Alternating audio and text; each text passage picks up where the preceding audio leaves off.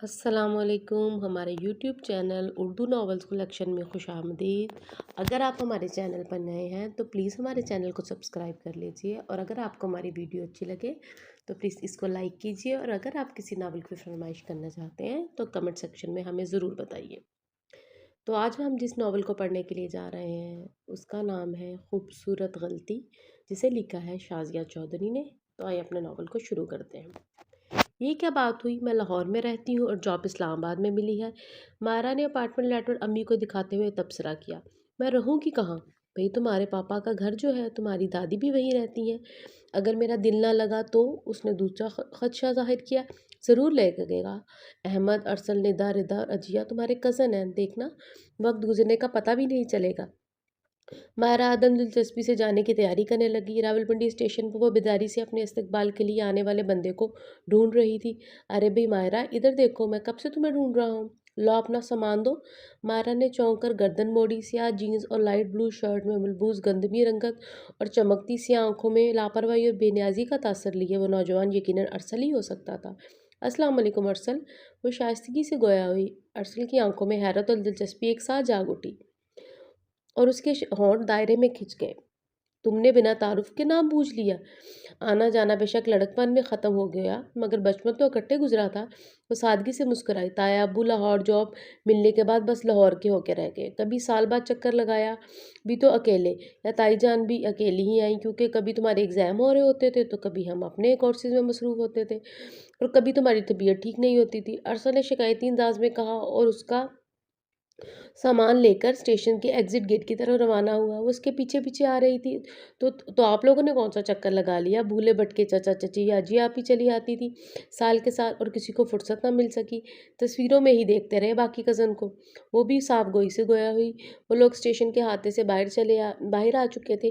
Pakistan town. अरसल ने एक taxi वाले को कहा, ये कौन सा इलाका है? मायरा को ताज्जुब हुआ। उसको जॉब भी इसी एरिया में मिली थी। अभी कुछ साल पहले ही यहाँ प्लॉट अलॉट करके आबादकारी शुरू की गई है। समझ लो इस्लामाबाद और पिंडी दोनों की आखिरी दूध में आता है। इस्लामाबाद एयरपोर्ट की तरफ जाते हुए रास्ते में पड़ता है। बड़ा खूबसूरत, शादाब और पुरसुकून इलाका है। जब मुकम्मल बन जाएगा तो बड़ा वीआईपी रहायशी एरिया नज़र आएगा। फितरत के नज़ारों से माला माल है। पहाड़, ऊंचे नीचे सब टेले, फसलें, दरख्त के झुंड और खामोश ठंडी फिजा। अरसल न जाने किस झोंक में तफसील से अपने एरिया के बारे में बताता चला गया, लेकिन दादाजी का घर तो पिंडी में था। मायरा का बचपन तो पिंडी में ही गुजरा था। छठी क्लास में जब उसके वालिद की लाहौर ट्रांसफ़र हुई तो वहीं प्लॉट लेकर घर की तामीर शुरू कर दी। घर मुकम्मल हुआ तो सरकारी रिहाइशगाह छोड़कर अपने ज़ाती घर में मुंतकिल हो गए। पिंडी वाला मकाम तो कब का बिक गया। वो लापरवाही से बोला। इन्हीं पैसों से पाकिस्तान टाउन में 10 मरले का प्लॉट लेकर घर बनाया है। 3 साल हो चुके हैं। मायदा की आंखों में शदीद तहय्युर और अफसोस नाक तासुर नुमाया हुआ। अबाई घर बेच दिया गया और अब्बू को इसकी खबर भी ना की उसकी उनकी और ना ही उनके हिस्से की रकम अदा की गई थी। गालिबन अफजल चचा ने ये जवाब सोच लिया होगा कि शकील भाई को इस रकम की क्या ज़रूरत है। उन्हें अल्लाह ने बतेरा दे रखा है, इतनी अच्छी पोस्ट पर है, फिर एक ही बेटी है, जबकि मेरा पूरा कुंबा खाने वाला है। बेटे बेटियां सब जवान हैं। उनकी तालीम, शादियां और दीगर अखराजात पे ये 10 लाख रुपए शकील भाई तो बैंक में ही रखेंगे ना। इनके लिए ये रकम इजाफी ही होगी, जबकि मैं इन पैसों से डबल स्टोरी घर बनाऊंगा। गालिबन दादी ने भी अपना हिस्सा चाचू को ही दे दिया होगा। चाचू की तो मौज हो गई, मायरा ने दिल में सोचा। आगे चलकर टैक्सी हाईवे छोड़कर दाएं तरफ जाने वाली सड़क पर मुड़ गई, जहां तीर बना के पाकिस्तान टाउन का बोर्ड लगा हुआ था। कुछ देर के बाद टैक्सी ऐसी सड़क पर आ गई जिसकी एक तरफ मकानात का सिलसिला था तो दूसरी तरफ खाली प्लॉट्स, ऊंचे नीचे पथरीले टेले और खुदरो झाड़ियों के झुंड थे। बस यहीं रोक दो भाई। अरसल के इशारे पर ड्राइवर ने सब शर्ट के शीशों वाले हल्के सब स्पेड और गहरी सब स्टाइलों वाले घर के आगे गाड़ी रोक दी। वो देखो सामने। अरसल ने किराया देकर उतरते हुए मायरा को मतवज्जा किया। ये अब्बू का ऑफिस है। अब्बू प्रॉपर्टी डीलिंग का काम करते हैं। इस जगह पर कारोबार अरूज पर है। ज़रा फासले पर एक छोटी सी दुकानुमा इमारत अकेली खड़ी थी, जिसकी पेशानी पर प्रॉपर्टी एडवाइज़र का बोर्ड लगा हुआ था। वो अरसल की रहनुमाई में अंदर आ गई। हर चीज़ मौजूद थी, मगर मुनासिब जगह और तरतीब के लिए तरस रही थी। गालिबन किसी को इतनी फुर्सत या तौफीक ना हुई कि ड्राइंग रूम या लाउंज और सिटिंग रूम की आरायशी चीज़ों को ठिकाने पर रखता, या बिखरे कुशन, सोफे के कवर और कुर्सियों पर पड़े अलम गलम चीज़ों को हटा देता, या कमरों की सफाई और तरतीब का ख्याल करता। मकीनों की ज़ात और तबीयत में भी वही लापरवाही और बेतरतीबी पाई जाती थी। इनसे मिलकर अंदाज़ा हो गया था सब अपने अपने दायरे में अपनी अपनी ख्वाहिशात के मदार में घूम रहे थे। चंद ही दिनों में वो खुद को इस माहौल में एडजस्ट कर चुकी थी। दुल्हन ये क्या हंगामा मचाया हुआ है तुम्हारे बच्चों ने। दादी जान ने बहुत तंग कर यास्मीन चची से शिकायत की थी। चची का मुंह बन गया। अम्मा बच्चों को स्कूल से छुट्टियां 2 घड़ी तफरीह करके खुश हो जाते हैं तो क्या हुआ। अजी आपा ने तेज आवाज में कहा, आपका कमरा तो वैसे भी काफी दूर है, वहां तक आवाज नहीं जाती। आवाज जाने ना जाने की बात नहीं है लड़की, दादी सख्ती से घूर कर बोली। ये अहमद तो बस इंडियन फिल्मों का चलता फिरता वजीर नशरियात बनकर रह गया है। उधर निदा और रिदा भले आज से 20 साल पुरानी फिल्म के नाम के बारे में पूछ लो, फर उनकी उस कहानी सुना देंगी। किसी के कहने में नहीं है, वही करती है जो मन में समाता है। ढीठ ना किसी की सुनती है ना मानती है। दादी सोफे पर बैठ गई। अपने अपने शौक की बात है अम्मा। चची पिजारी से बोली, इस घर में रहने वालों के तो सारे शौक ही निराले हैं। दादी जलकर बोली, अम्मा आपको मेरे ही बच्चों में सारे ऐप नजर आते हैं। रानिया के बच्चे भी तो हैं, हर वक्त इन्हीं इन्हीं चीज़ों के से चिपके रहते हैं, जब आते हैं लॉन्ज में जम जाते हैं। बल्कि उसके बच्चों ने ही मेरे बच्चों को ये लत लगाई है। चाची ने दादी की बात सुनकर जलकर कहा, मेरी रानिया के बच्चे बड़ी तमीज़दार और ज़हीन बिल्कुल अपनी माँ पर गए हैं। सूरत शक्ल भी एक से बढ़कर एक, और एक तुम्हारी औलाद रज के ढीठ है। उन्होंने अपनी सबसे लाडली बेटी रानिया का हवाला दिया। दादी को अपनी इकलौती बेटी से बेहद प्यार था और चच्ची को हमेशा से प्यार और मोहब्बत के मुजाहरे करते थे। खैर, ये तो महज आपकी अकरा परवरी है। जी आपने नाक चढ़ाकर कहा। चच्ची दादी की जानिबदार राय पर जलकर खाक होगी, मगर मगर अपनी जलन जता नहीं सकती थी। बहरहाल सांस से दबती थी। मायरा को इस बहस सुनकर गुदगुदी सी होने लगी। वो मुस्कुराहट छुपाने को सर झुकाकर चाय पीने में मसरूफ हो गई। एहसन, जी अम्मी। वो हल्के ब्राउन शलवार कमीज में तौलिया सर से रगड़ता हुआ बाथरूम से बरामद हुआ था।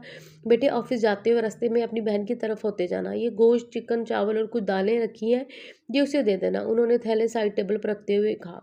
ख्वामख्वाह जहमत कर रही हैं। राबी आपा नहीं लेंगी, जानती तो हैं आप जब भी कोई चीज़ भिजवाती हैं वो मुझ पर शदीद खफा होती हैं।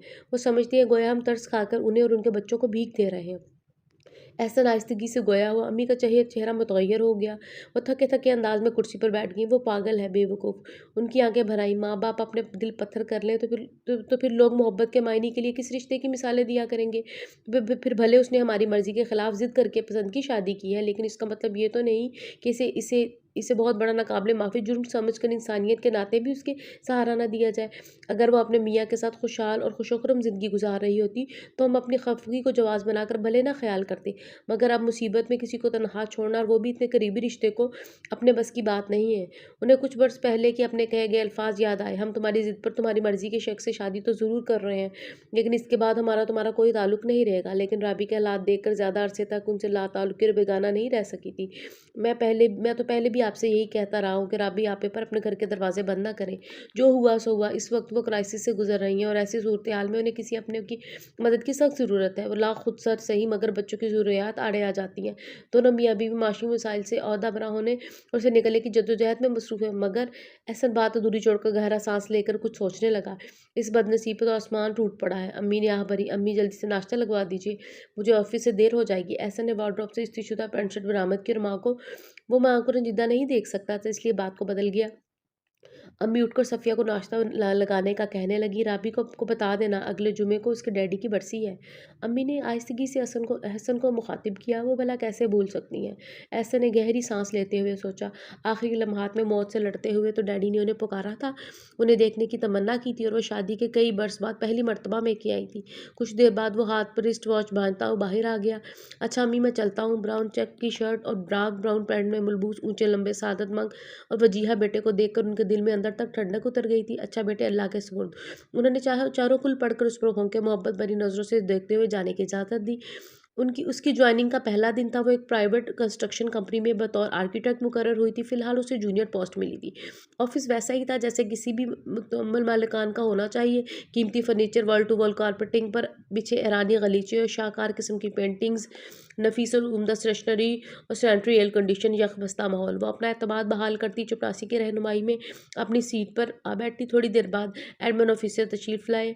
आप हमारे इदारे के सबसे सीनियर और टैलेंटेड आर्किटेक्ट एहसन फारूकी के अंडर काम करेंगी और अपने मामलात के लिए उन्हीं के आगे जवाबदेह होंगी। इनके अलावा आप गाइडेंस के लिए उनसे रजू कर सकती हैं और यकीनन आपसे पूरा तामुन करेंगे। एहसन साहब को मुतमईन करना आसान काम नहीं है। इंचार्ज साहब की रवानगी के बाद उसकी सीट के ऐन मुकाबिल बैठी सामने रंग और दराज चोटी वाली स्मार्ट सी लड़की ने उस पर चिढ़ती सी नज़र डालकर मसरूफ़ से अंदाज में उसे आगाह किया। माहिरा चौंक कर उसको देखने लगी। वो ख़ासे मुश्किल पसंद वाक़या हुए हैं। माहिरा ने महसूस किया उसका अंदाज़ दोस्ताना था। हज़ार मीन मिख और कीड़े निकालने के बाद वो किसी चीज़ को ओके करते हैं। मेरा तो हर वक़्त का वास्ता रहता है उनसे, इसलिए मुझसे बेहतर कौन जान सकता है, और नए बंदों को तो वो खून के आँसू रुला देते हैं।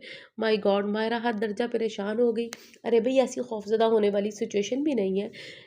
खातिर जमा रखो, अगर मेहनत और ज़िम्मेदारी के साथ काम करोगी तो दिनों में उनके दिल पर चढ़ जाओगी। जी, उसकी जी में जी भरकर अजंबा शामिल था। मेरा मतलब है उनकी पसंदीदा वर्कर बन जाओगी। वो खुलकर मुस्कुरा दी। मायरा की सांस में सांस वापस आई। अजीब तरह का मिजाज पाया था इस लड़की ने, बेतकल्लुफ़ सा चौंका देने वाला और बेपरवाह सा। बहरहाल उसकी वजह से खासी दारस हुई। उसने लंच ब्रेक तक ऑफिस के बहुत से अफराद और काम की नोयत के मुतालिक बता दिया था। नहीं बताया तो अपना नाम तुमने अभी तक अपना तारुफ तो नहीं करवाया। मेरा नाम, वो शरारत से आंखें निचाकर कुछ सोचते हुए बोली, मेरा नाम है तमीज़ बीबी। हाँ, मारा हमनक बनी उसकी शक्ल देखने लगी। अच्छा, पसंद नहीं यार। चलो फिर मिस कर्टसी या मिस मैनर्स भी कह सकती हो। वो हंस दी। ये क्या फेलियाँ बुझवा रही हो, बताओ ना सीधी तरह। मायरा ने दोस्ताना हक जताते हुए घूर कर कहा। मुअज़्ज़ज़, उर्दू में माँ बदौलत को शाइस्ता कहा जाता है, शाइस्ता अखलाक। वो शौकी से कहकर मुस्कुराई। बहुत खूब। मायरा को हंसी आने लगी। अच्छा मिस शाइस्ता अखलाक, अब मुझे कुछ पेट पूजा करवाएं। पहले तो मौसूफ़ा एहसन साहब के बारे में बयान खाका खींच कर डराती रही हैं, फिर काम की तफसीलात सुनाकर हिला दिया। अब चाहती है भूखी रहकर बिल्कुल ही फौत हो जाऊँ। वो सीट से उठ गई। वैसे एहसन साहब अभी तक तशरीफ़ नहीं लाए। तशरीफ़ तो ज़रूर ला चुके होंगे, नहायत पंक्चुअल वाक़या हुए, अलबत्ता तुम्हारी तलबी नहीं हुई। पता नहीं उन्हें खबर भी हुई है या नहीं। बहरहाल थोड़ी देर में कॉल कर लेंगे। लेकिन इत्तेफ़ाक ऐसा हुआ कि सारा दिन इसी तरह गुजरा। उसने चपरासी के ज़रिए पैगाम भिजवाया तो पता चला वो किसी अहम प्रोजेक्ट के सिलसिले में साइट देखने बाहर चले गए हैं, और मुमकिन है शाम तक आए, लिहाजा शाम तक ना आए, लिहाजा कल सुबह उसे कॉल करेंगे। लो जी, तुम्हारी तो हो गई छुट्टी। शाइस्ता ने हाथ जड़े। अरे नहीं यार, मुझे तो सख्त परेशानी हो रही है। खुदा जाने किस तरह पेश आए। ये कल अच्छा होता, आज ही ये बोझ सर से उतर जाता। वो लचकर बोली, कम ऑन यार, अब वो कोई जिन भूत भी नहीं है। शाइस्ता उसके चेहरे पर आते जाते रंगों को महफूज नजरों से देख रही थी। चुप करो, तुम्हारा ने खफा नजरों से उसे धोखा। पहले दिल हिला देने वाली बातें बताई बताती हो। शाइस्ता ने अपना बैग उठाकर कंधे से लगाया और इशारा किया। चलो, अच्छा चलो उठो, वैन आ गई है। क्या ट्रांसपोर्ट फ्री है कंपनी की तरफ से? उसके साथ कदम बढ़ाते हुए पूछ रही थी। नहीं, 1000 रुपये करते हैं पे में से। दोनों बातें करते हुए बाहर आ गई। अजी आप ही कहाँ जा रही हैं? वो शाम की चाय के बाद अजी आप ही को बैग लेकर निकलते देखकर पूछने लगी। वो ज़रा मार्केट तक जा रही हूँ, मूड है तो चली आओ। उन्होंने एक तायराना निगाह उस पर डांटते हुए अज़राए मुरव्वत पेशकश की, जिसे कबूल करने में उसने ज़रा देर नहीं लगाई। फिलहाल वो सिर्फ बोरियत सी से शुक्ल फरमा रही थी। आप ही, मायरा ने इधर उधर देखते हुए उन्हें मुखातिब किया। ये जगह खासी सुनसान और खामोश सी है। आप लोगों को अकेले बाहर जाते हुए डर नहीं लगता? अब तो आदत सी होगी। अजी आपी का मूड यकीनन खुशगवार था, तो उससे दिलचस्पी से महवे की गुफ्तगू थी, वरना आम हालात में वो सारी दुनिया से खफार बेजार दिखाई देती थी। मार्केट बहुत अच्छी बनी थी, साफ़ सुथरी, जदीद तर्ज की और तमाम ज़रूरियात ज़िंदगी से भरी हुई। मैंने शॉपिंग की इतनी पुरसुकून और बेआवाज़ जगह पहली मर्तबा देखी है। मायरा ने इज़हार ख़्याल ज़रूरी समझा। कुशादा सड़क के किनारे एक तरफ मार्केट थी और दूसरी तरफ खूबसूरत और जदीद तरह से तामीर के शाहकार बंगले कतार में बने हुए थे। अजी आप भी शॉपिंग करती रही और वह दिलचस्पी से शॉपिंग सेंटर के बाहर खड़ी अतराफ़ के मनाजिर का जायज़ा लेती रही। अचानक उसकी नज़र सड़क के पार बने ब्राउन और ऑफ वाइट कम्बिनेशन के मार्बल के बंगले से निकलती नई मॉडल की कार पर पड़ी। इसको ड्राइव करने वाली शख्सियत पहली ही नज़र में बड़ी मुतासिर कुन और बावकार दिखाई दे रही थी। स्याह घने बालों वाला भरपूर तवाना बाजू स्टीयरिंग व्हील को हरकत दे रहा था। किलाई पर कीमती घड़ी थी, जिसका डायल धूप पड़ने पर दूरी से चमक रहा था। गाड़ी घर की रोड से निकलकर उसने रोड क्रॉस करके एन मायरा के पास ला खड़ी की। बेख्तियार 2 कदम उछलकर पीछे हटी। वो गाड़ी का दरवाज़ा खोलकर नीचे उतरा। नौजवान का चेहरा भलाकर संजीदा और गंभीर था। फिर वो दरवाज़ा बंद करके शॉपिंग सेंटर में घुस गया। मायरा की जान में जान आई। महज 5 मिनट बाद वो वापस आ गया।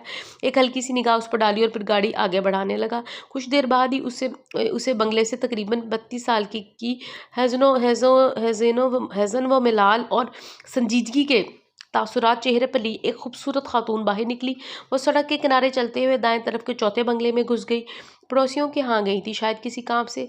अकेली बोर हो रही थी, अंदर आ जाती ना। अजी आप ही शॉपिंग बैग के साथ बरामद हुई। वक्त गुजारी के लिए इधर बड़े अच्छे नज़ारे देखने को मिल गए थे। वैसे आप ही, क्या ये एरिया भी पाकिस्तान टाउन है? बड़ा शानदार और जदीद लग रहा है। नहीं, ये तो कॉरिंग टाउन है। यहाँ बड़े बड़े साहूकारों के बंगले हैं। इस इलाके की स्कीम बहुत शानदार है। इलाका इतना पुरसुकून और खूबसूरत है कि कंस्ट्रक्शन कंपनी के मालिकान और वर्कर्स ने खुद भी जगह लेकर अपने बंगले बना लिए हैं।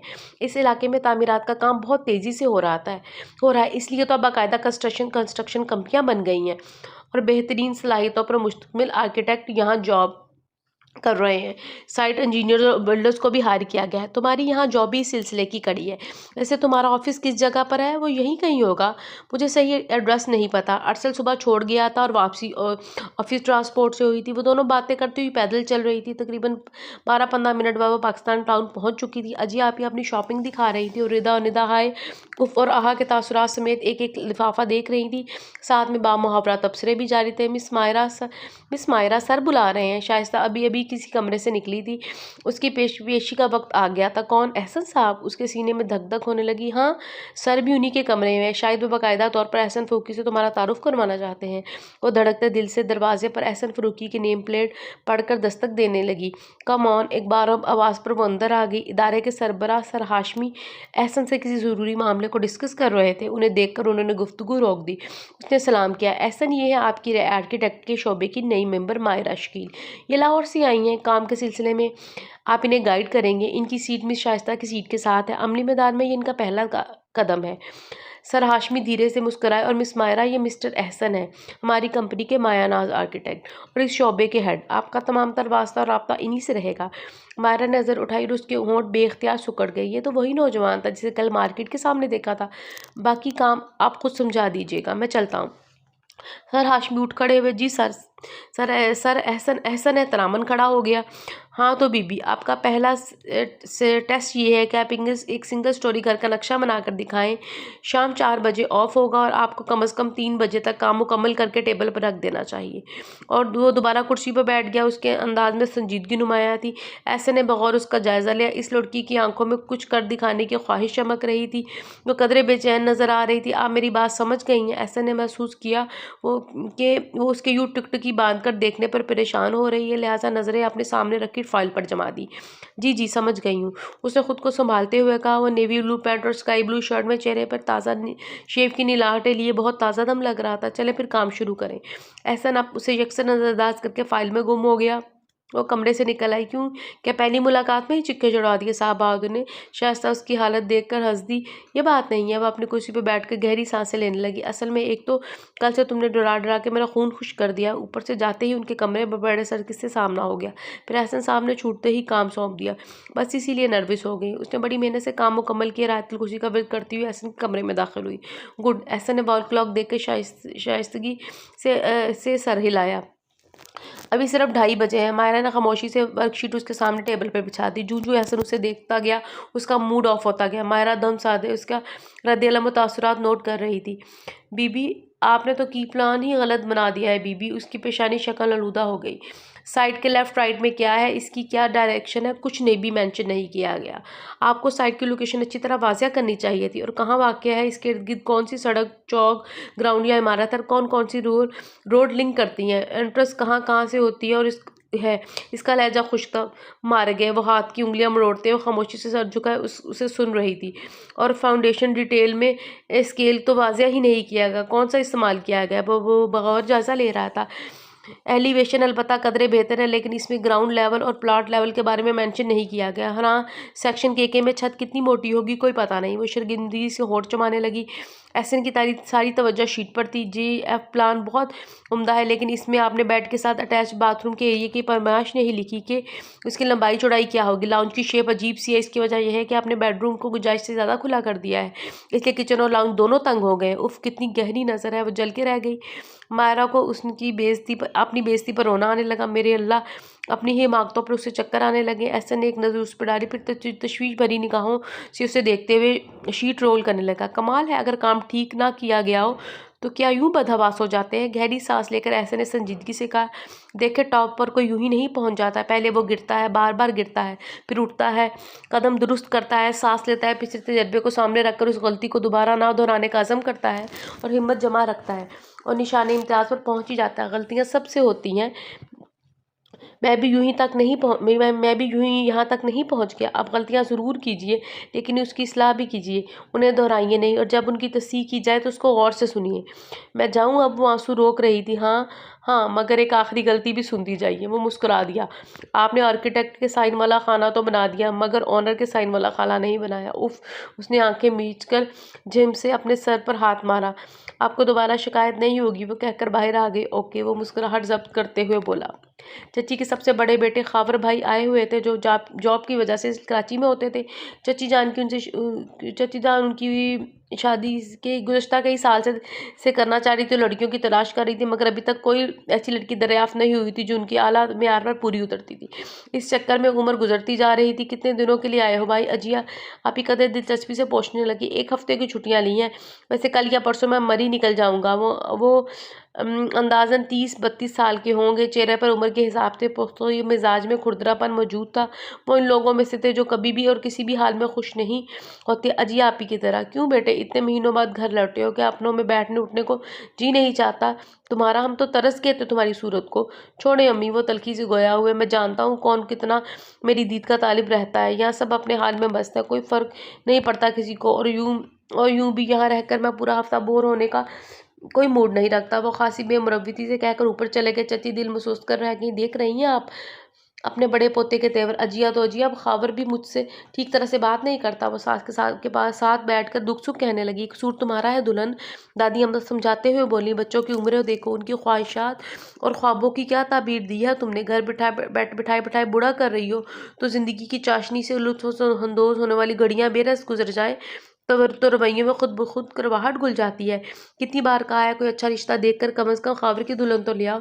अगर अजिया और खावर दोनों की इकट्ठी हो जाए तो और भी अच्छा है। अच्छे रिश्ते कहाँ मिलते हैं अम्मा? उनके पास गड़ा गड़ाया जवाब था। अपने म्यार के ग्राफ को कुछ नीचे लाओ दुल्हन। अल्लाह को पसंद नहीं है कि उसकी मखलूक में ऐब निकाल कर उन्हें जलीलो रुसवा किया जाए, उसे रद्द किया जाए। ज़रा हिसाब लगाओ, खावर के लिए कितने घरों की लड़कियां ठुकरा चुकी हो। इसकी नाक छोटी है, इसकी नाक बड़ी, इसके बाल छोटे हैं, इसका कद छोटा, इसका लंबाई। ये अमीर नहीं है, वो बहुत अमीर है। वो अमीर है और ये जहेज़ कम देंगे। जहेज़ के साथ घर दामाद बनाना चाहते हैं। नाउजुबिल्ला, दूसरों की बेटियों का तमाशा लगाते हुए अपने घर को तमाशा गाह बनाती जा रही हो। दादी ने बेलाग तबसरा किया, जो ज़ाहिरा चच्ची को सख्त नागवाज गुजरा। वो पहलू बदल कर रह गई। एक पसंद तो आई थी बरसों पहले, उसे आपके लाडले पोते असद साहब ले उड़े। चची जलकर बोली। दादी अम्मा कुछ खामोश सी हो गई। कुछ लम्हे माहौल पर मैंने खिस्सा को उतारी रहा है। सिट रूम के कोने में पेपर शीट पर झुकी मायरा को ये सुकून बहुत महसूस हुआ। खैर, खावर मियाँ के लिए फारूकी साहब ने इनकार कर दिया था।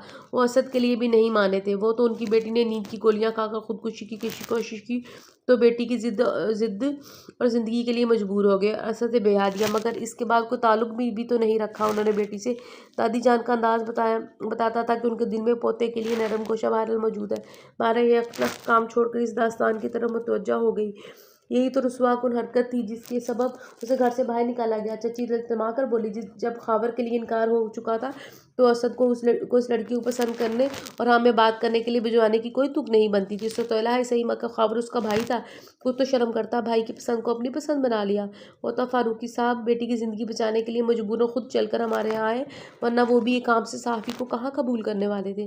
वो जैसे अंगारे चबा रही थी। तुमने और अफजल ने भी तो बहुत बेइज्जती की थी फारूकी साहब की और उनकी बेगम की। असद का रिश्ता करने से इनकार कर दिया था। असद ने इसरार किया और धमकी दी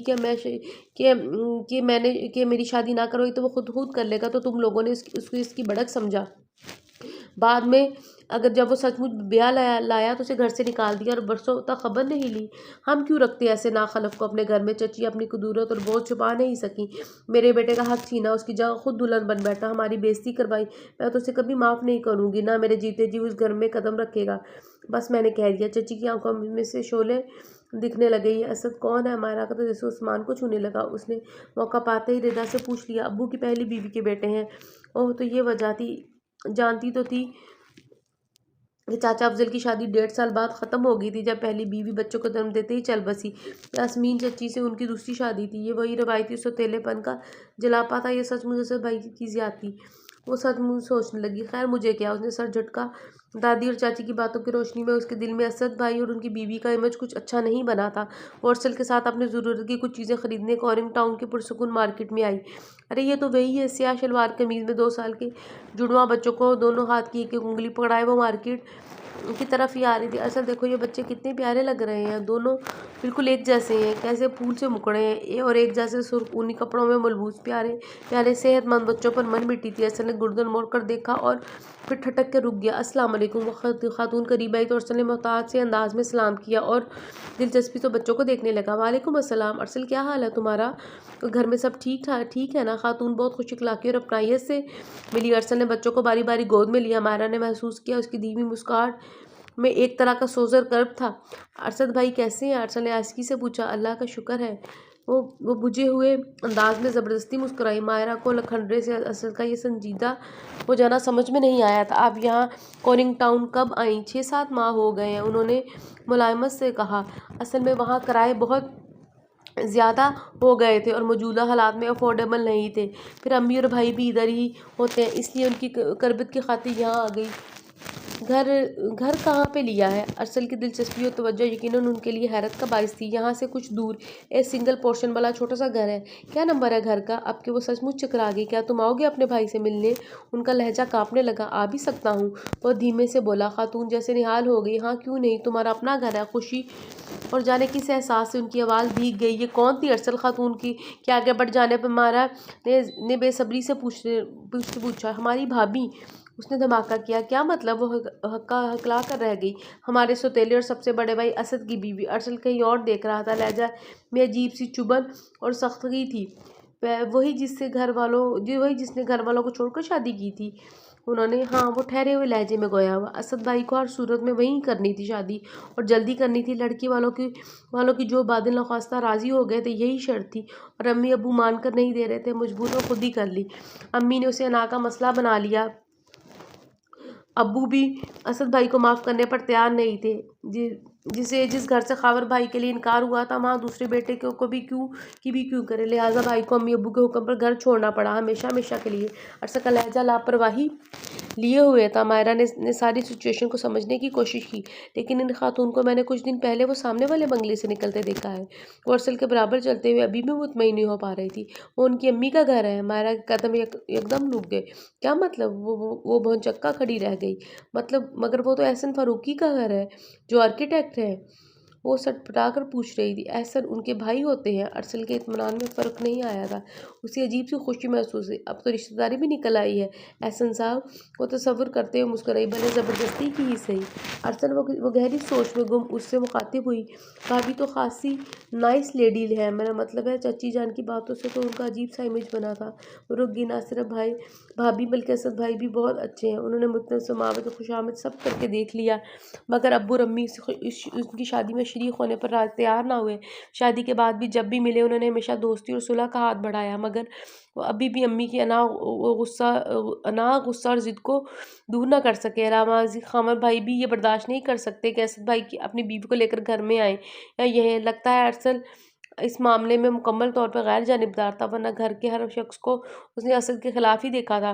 मारा ने रात को बिस्तर पर लेटते हुए दिल ही दिल में असद भाई के घर का एड्रेस दोहराया।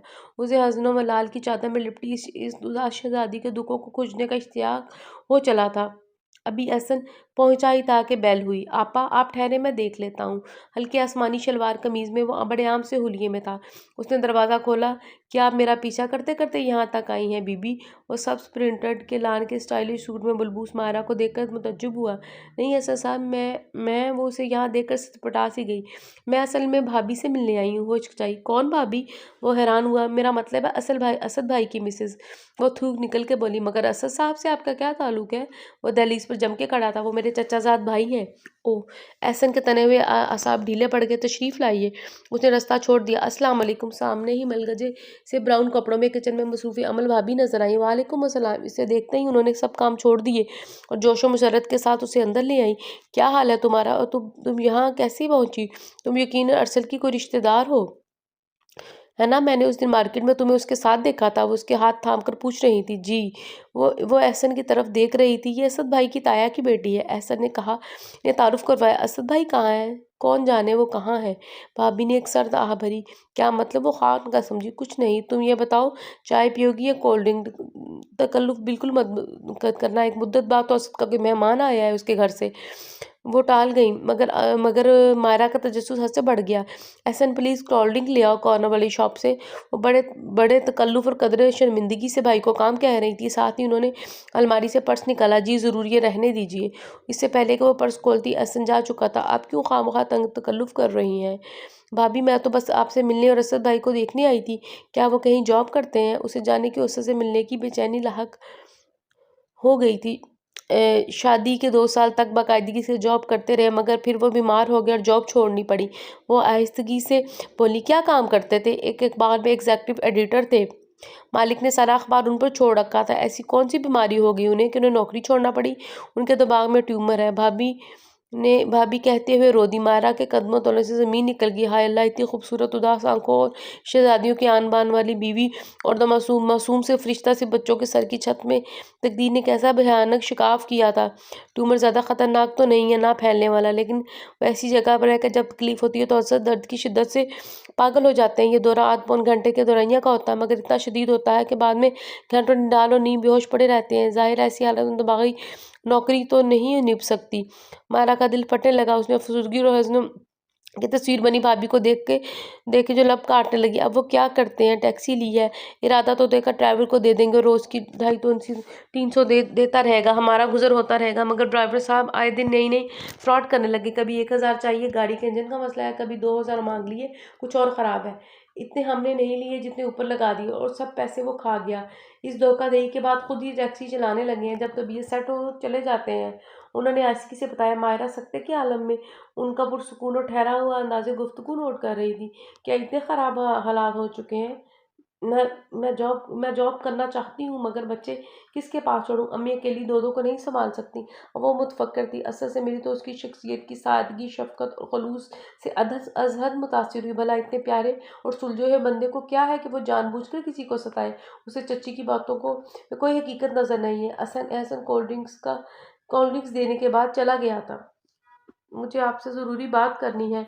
बुजुर्गवार जान तो लिया होगा कि मैं राबी आपा का भाई हूँ। आहिस्तगी से गोया। अफजल चचा ने सर तपाव से देखा। ऊंचा लंबा कड़ियल सरापा वजिया खूबरू चेहरा, पुख्ता और बुलंद इरादों की तर्जुमान, पुरतमकिन आंखें, और पहली नज़र में इस नौजवान की जादू से शख्सियत से मुतासिर हो गए थे। मगर जो ही तारीफ मुकम्मल हुआ, उनके चेहरे पर नागवारी की लकीरें भेज गईं। बैठो मियाँ, वो गहरी सांस लेकर इशारा करने लगे। घर आए मेहमान की मेज़बानी तो बहरहाल निभानी थी। गुज़िश्ता 3.5 बरस से आपका बेटा आपकी नज़रों से ओझल है। आप इतना अरसा उनसे कैसे दूर रह पाते हैं? बहरहाल ये आपका ज़ाती मसला है। मैं ये कहने आया था कि बस बहुत हो गया। ज़िद और इनाक़ की दीवारें हमने कड़ी कर लीं। यूँ राब्ते टूट गए, रिश्ते छूट गए, लेकिन मरहूम जो मोहतरम लेकिन मोहतरम लेकिन मोहतरम जो कुछ हुआ वो दोनों तरफ से हुआ। एक दीवार हमने गिरा दी है, दूसरी आप गिरा दें ताकि उन्हें मुशतरक तौर पर कबूल करके ख़ानदान में शामिल किया जाए। यकीन कीजिए आपका बेटा असद तकलीफ़ में है। आपको यकीनन इत्तला पहुंची होगी कि वो किस तरह जी रहे हैं। वो भी आपके सामने। मेरी दरख्वास्त है कि आप उन्हें अपना लें, बाप की पनाहों में लेकर उनका मुकम्मल इलाज करवाएं। आपके पास इतना कुछ है कि आप कर सकते हैं। उनके बच्चे आपकी नस्ल, आपके वारिस हैं। अगर देर हो गई तो खुदा न खास्ता आपका बहुत बड़ा नुकसान हो सकता है। उसका लहजा बला का दर्दमंद तहज़ीब और शाइस्तगी का आईनादार था। चचा अफजल के चेहरे पर करब झलकने लगा। उन्होंने लिथला होंठ दांतों तले दबा दिया। वो आपकी बहन के घर की छत है, आप तो माफ़ी तलाफ़ी की सिफारिश करेंगे ही। बात सारी यह है मियाँ कि हम उसने ना सिर्फ बाप दादा की इज्जत उछाली, बल्कि खुद से शादी रचा के हमें हमेशा हमेशा के लिए सरनगू कर दिया। हमारी अहमियत सिफर बराबर भी ना रही उसके नज़दीक। आज मुश्किल में उसे बाप का घर याद आ रहा है। चची तल्ख हुई। देखिए खातून, असद भाई ने मुझे हरगिज़ नहीं भेजा। वो बड़ी मुश्किल से ज़ब्त किए हुए था। मैं अपने तौर पर आपके और हमारे ख़ानदान के इस मुश्तरका मसले का मुनासिब माकूल हल तलाश चाहता हूँ। ये नाकों के मसले अगली नस्लों तक तो नहीं चलाने ना। हमें कुछ सोचना होगा। हमें कुछ नहीं सोचना समझना। चच्ची तल्खी से बोली। वो टैक्सी चलाकर हमारे पुरखों की इज्जत खाक में मिला रहा है। किसको मुंह दिखाने के काबिल नहीं रहे हम। मेहनत मजदूरी करना कोई ऐब या बुराई तो नहीं है। मुझे तो अपने बरोई के इस फाल पर अपने ख़ानदान पर कोई आँच आती महसूस नहीं होती। वो रिसान से बोला। चच्ची की तीवरियाँ चढ़ गईं। आपके यहाँ की बात हम नहीं कर रहे, ऊँचे ख़ानदान में हर बात जायज़ बन जाती है। हम दरमियाने तबके के शरीफ व मुअज़्ज़ज़ घराने से ताल्लुक़ रखते हैं। हमारे यहाँ सब कुछ नहीं होता। उन्होंने तेज़ लहजे में कहा। उनका ख़ानदानी गुरूर और तफ़क्कुर और दूसरे मायनों में उसे रज़ील और रुसवा करने का अंदाज़ गोया खुला वार था, मगर एहसन अपनी माँ की तरबियत की बदौलत खून के घूँट पीकर ख़ामोश रहा है। शराफ़त और इज़्ज़त व हुर्मत किसी ख़ास तबके या ख़ानदान के लिए मख़सूस नहीं हुआ करती। मोहतरम ख़ातून, वो खुश्क अंदाज़ में गोया हुआ। चाची ने सुनी अनसुनी कर दी। और रही बीमारी तो मियाँ, बीमारियाँ तो हर नफ्स के साथ लगी हुई हैं। मैं खुद आए दिन हाई ब्लड प्रेशर के हाथों बेदम रहती हूँ। अगर उसे इलाज के लिए पैसे चाहिए तो हम 2-4 हज़ार का बंदोबस्त कर देंगे, इससे ज़्यादा हम उसके लिए कुछ नहीं कर सकते। वो अपनी ही रोह में बह रही थी। वारे दुनिया, ज़रा सा इख्तियार क्या मिल जाए फ़ौरन फ़िरौन बन बैठती है। एहसान और तरस के कौड़े मारती है, मजबूरियों का मजाक उड़ाती है, तमाशा देखती है। उसने इधर उधर देखा। आपके घर में सब कुछ है। वो उठ खड़ा हुआ और चचा अफजल से मुखातिब हुआ, मगर इंसानियत नहीं है। कहकर वो रुका नहीं, तेज तेज कदमों से बाहर निकल गया। चचा अफजल एक लम्हे को सन्नाटे में आ गए। असद की बीमारी की तफसीलात कुछ दिन पहले मायरा ने भी उनकी गोश गुजार की थी। ये जज्बाती ब्लैकमेलिंग और कुछ नहीं। चाची ने दोबारा अपने असर में लेने लगी। वो मुलाजमा से हाथ धो बैठा है। घर की अखराजात काबू में नहीं है। ये भी पता चल गया कि बाप अच्छा खासा कमा रहा है। घर में अल्लाह का शुक्र है खुशहाली आ चुकी, इसलिए अपने साले को भेजकर वापसी की राह इस्तवार कर रहा है। वरना जिसको ट्यूमर हो सारा दिन टैक्सी चला सकता है, धूप बारिश में बाहर निकल सकता है। सब ढोंग है। बेहसी से कहते घुट्टों पर हाथ रख के चच्ची उठ खड़ी हुई। अम्मी, ये कौन साहब थे? रिदा, निदा और अजिया तीनों में शाक नजर आई। मायरा अलबत्ता खामोशी से अपने नाखून देखती रही। वो सब कुछ सुन चुकी थी। असद का साला था। उन्होंने मुख्तसर कहकर बेटियों के चेहरे देखकर उन पर इश्तियाक और शौक की कैफियत नुमाया थी, मगर अजिया के चेहरे और आंखों से और भी बहुत कुछ झलक रहा था, जो सिर्फ माँ की एहसास नजर ही महसूस कर सकती थी। ओह, तो गोया ये बात है।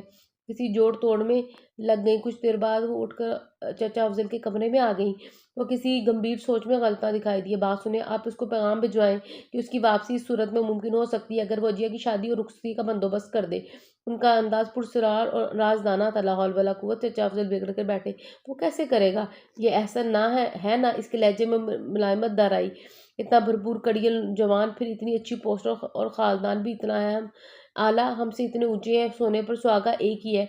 चची ने इतने भरपूर अंदाज में और गलाया कि चचा अफजल इस जम में सोचने लगे। ऐसा अपने हाथ में उसकी भिजवाई हुई पेपर शीट लेकर उसके पास आया। मिस मायरा, इधर आए।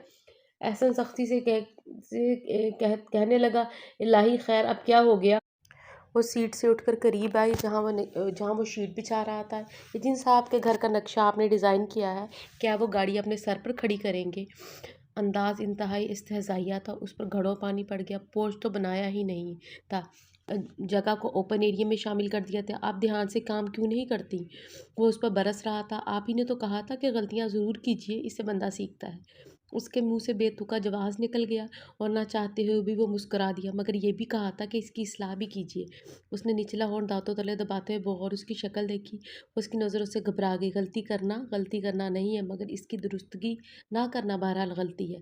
वो इसकी घबराहट से महफूज होते हुए मुँह सा मुस्कुराया। बल्कि गलती पर गलती है। क्यों एहसन साहब?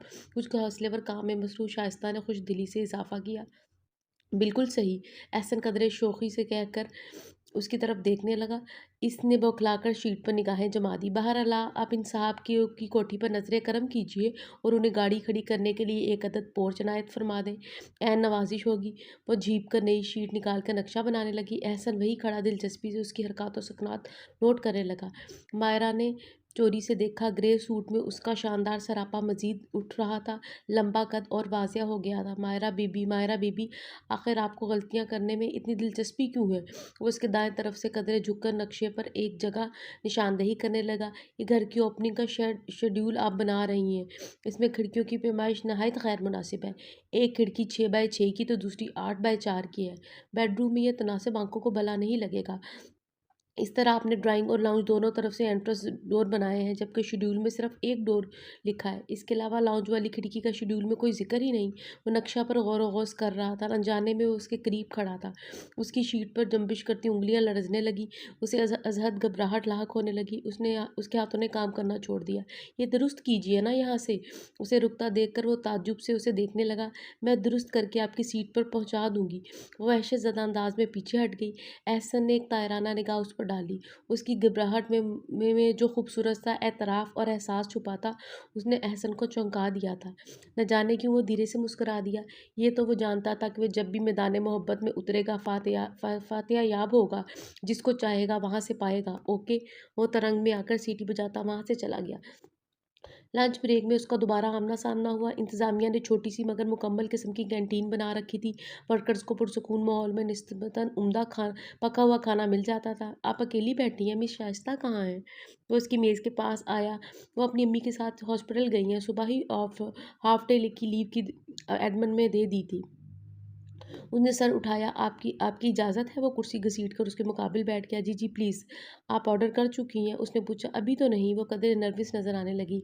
एहसन काउंटर पर चला गया। यहाँ सेल्फ सर्विस का रिवाज था। राबी आपा बता रही थी आप अक्सर उनके यहाँ आती रहती हैं। वो उसकी कैफियत के पेश नज़र संजीदा मौजू आ गया।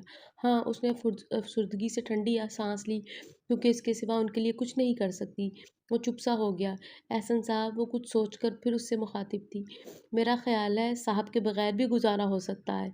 मायरा ने चौंक कर सर उठाया। वो धीरे से मुस्कुरा रहा था। मायरा ने नज़रें झुका ली और दास्तान मुकम्मल हो गई। मगर शायद बीबी के बगैर गुजारा मुमकिन नहीं हो सकता।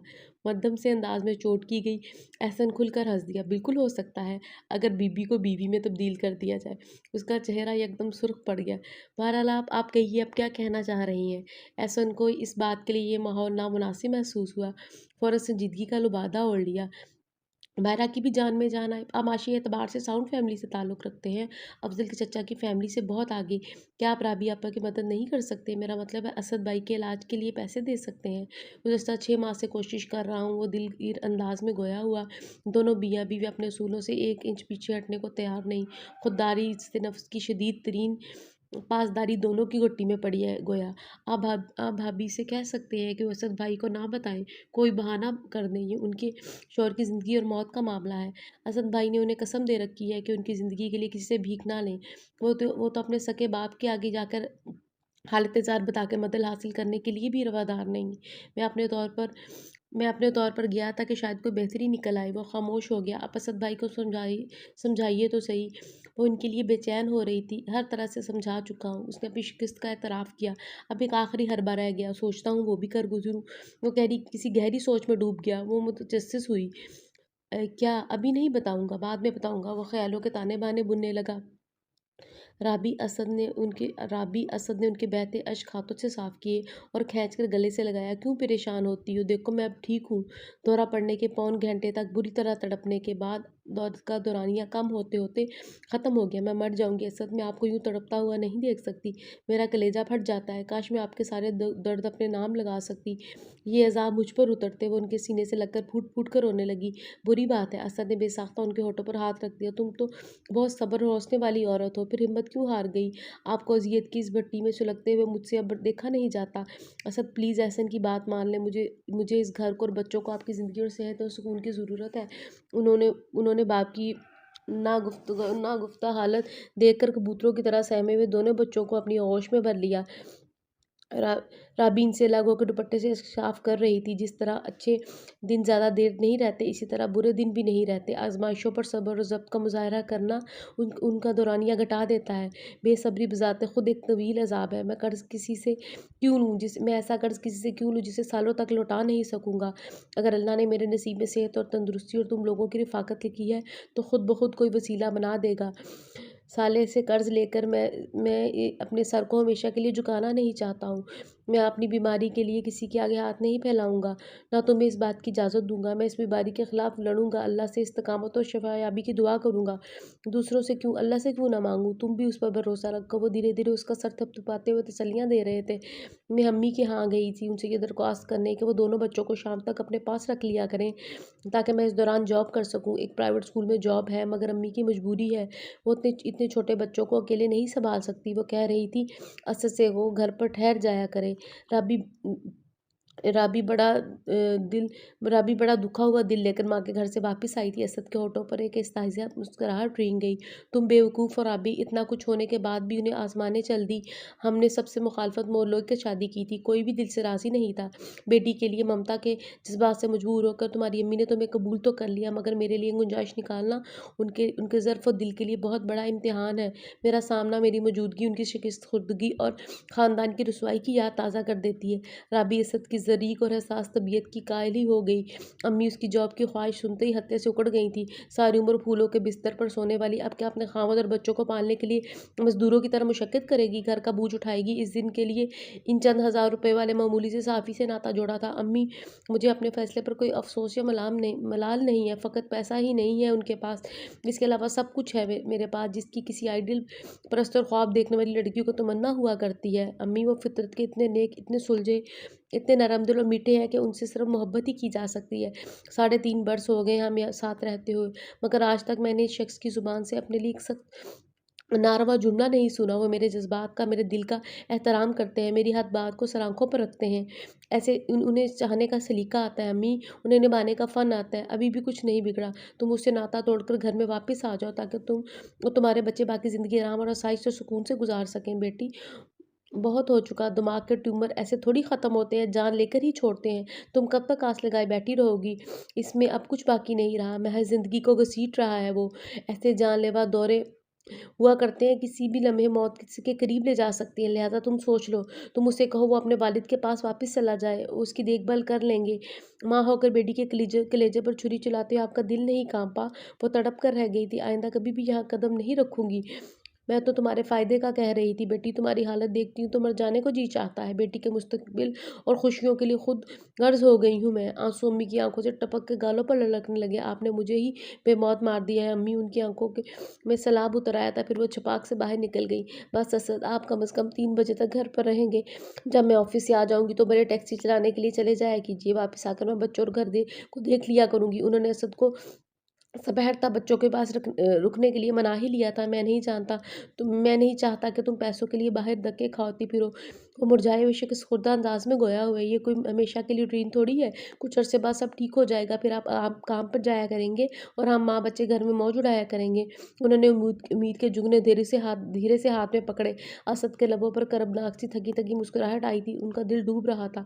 इतनी महबूब, अजीज़त जान और हसीन मोरनी जैसी बीवी को रोज़ी के लिए दफ्तरों में रुलते देखने का तसव्वुर भी उनके लिए सुहाने रूह था। उन्होंने एक अज़ियत भरी सांस अंदर खींचते हुए दीवार पर नज़रें जमा दी। आपने असद से बात की? चचा अफ़ज़ल चाय पी रहे थे। उनकी बात पर उन्होंने भौहें चुकाईं। अजिया और एहसन वाली बात? चची झुंझला गईं। हाँ, मैंने पैगाम भिजवाया था।